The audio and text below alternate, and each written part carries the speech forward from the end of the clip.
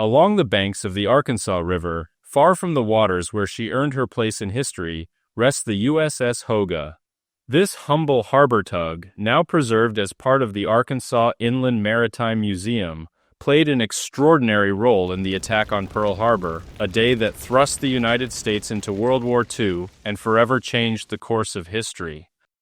Though overshadowed by the larger battleships and cruisers of Battleship Row, Hoga's actions that day proved critical in saving lives, preserving vital naval infrastructure, and ensuring the operational survival of Pearl Harbor. Her story is one of bravery, endurance, and unwavering service in the face of overwhelming adversity, as well as a legacy that spans decades of service both in wartime and in peace. Hoga's story begins not with dramatic heroics but with quiet and essential work.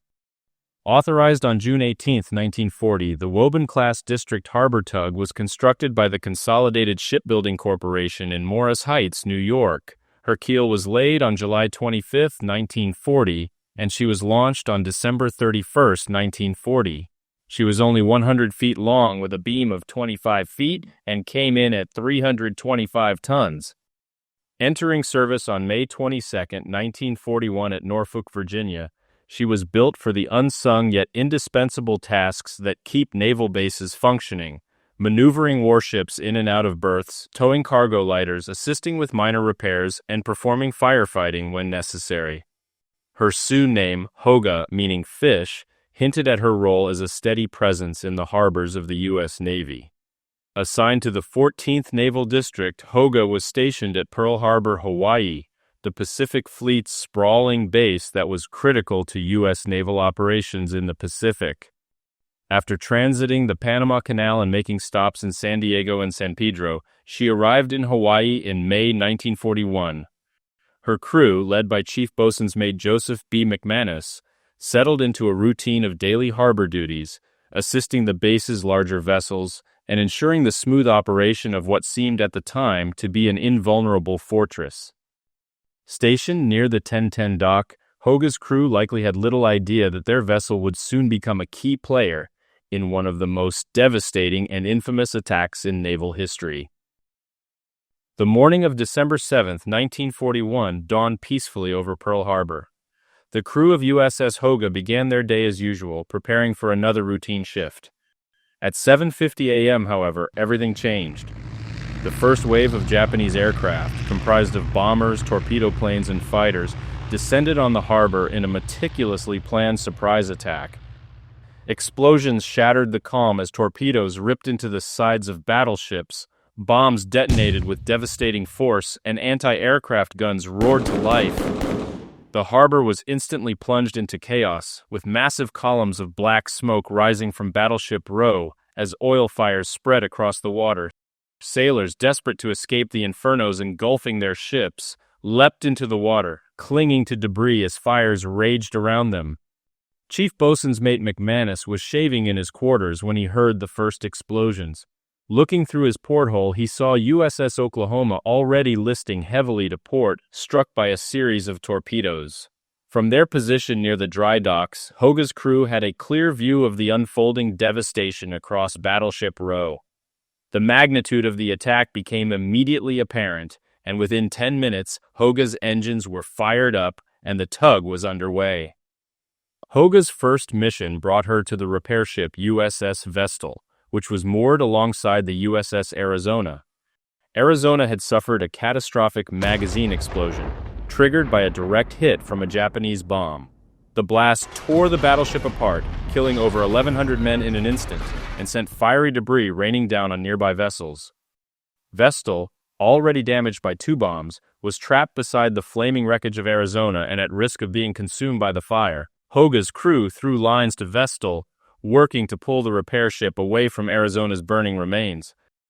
Commander Casson Young, Vestal's commanding officer, had been blown overboard by the explosion but swam back to his ship to rally his crew. Countermanding an abandoned ship order, Young declared, "Lads, we're getting this ship underway," as Hoga helped tow Vestal to safety. The crew's quick action ensured Vestal's survival, allowing her to continue her vital repair work during the war. Having secured Vestal, Hoga turned her attention to the USS Oglala, flagship of Rear Admiral William Rea Furlong, commander of Minecraft Battle Force. Oglala had been critically damaged by the shockwave from a torpedo strike intended for the cruiser USS Helena moored alongside her. The explosion ruptured Oglala's seams, causing her to take on water and list dangerously toward Helena. If Oglala capsized, she would trap Helena against the dock, compounding the chaos already overwhelming the harbor. Hoga and harbor tug YT-130 worked quickly to tow Oglala away from Helena. Despite their efforts, Oglala eventually capsized, but their actions preserved Helena's ability to continue fighting and prevented further loss of life or damage. One of Hoga's most critical missions came when the battleship USS Nevada attempted to escape the harbor. Nevada, the only battleship to get underway during the attack, became a prime target for Japanese dive bombers. The Japanese recognized a golden double opportunity to sink a battleship and at the same time bottle up Pearl Harbor. As the sinking Oglala was moved aft of Helena by Hoga, Admiral Furlong saw the Nevada give quite a heave and reflected to himself, "Well, there she is in the channel, and there is going to be trouble if that ship sinks in the channel."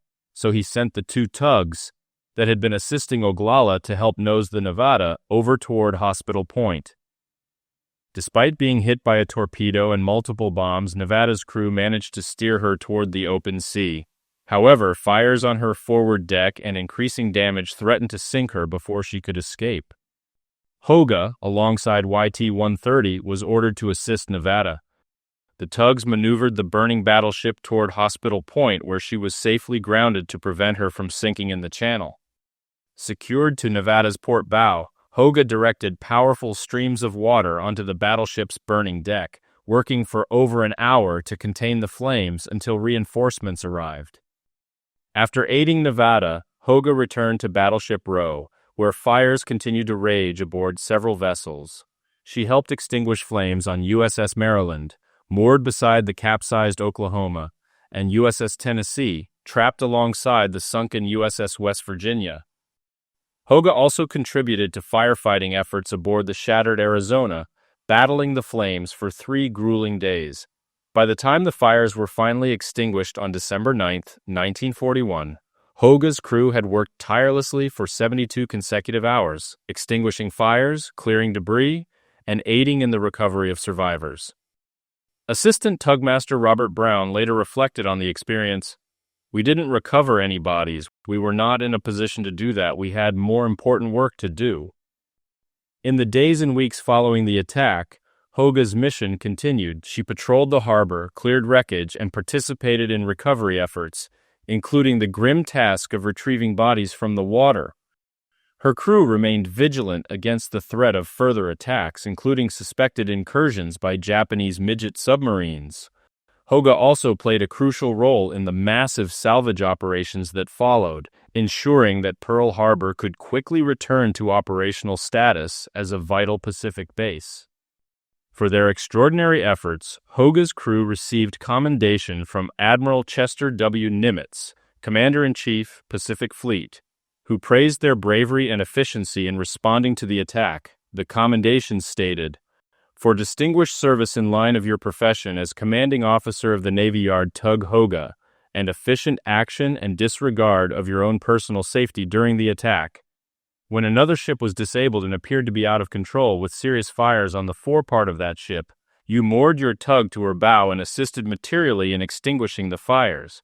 When it was determined that the damaged ship should be beached, as there was serious danger of her sinking in the channel, you assisted in the beaching operations in an outstanding manner.